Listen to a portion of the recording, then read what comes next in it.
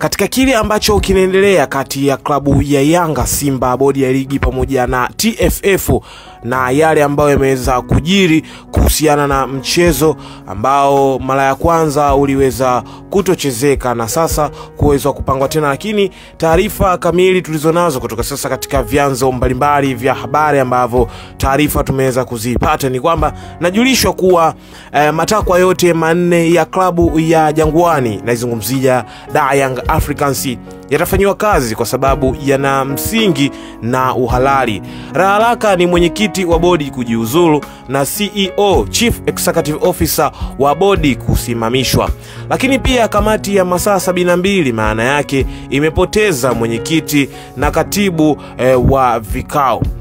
Kiufundi hapo limepigwa jiwe moja kwa ndege wawili, bila kusahau tayari mjumbe mmoja alishajiuzuru wa kamati hiyo. Kiufundi yamesalia mambo mawili ambayo yote TFF, moja la katibu mkuu na la pili ni fedha zao, huku ikisemekana kila kitu kitawekwa sawa kadri wananchi walivyotaka, kwa sababu walikuwa na hoja za msingi. Muhimu kwa sasa ni formalities ili haki sio tu itendeke bali ionekane ikitendeka.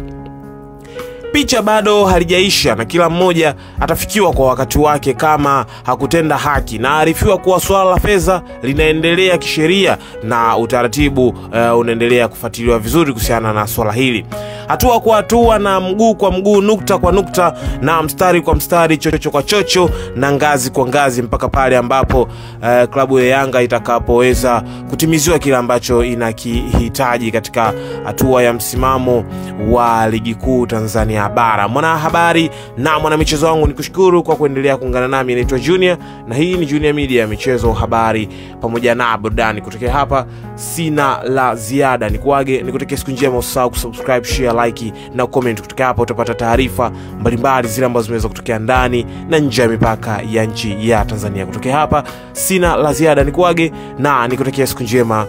Bye bye.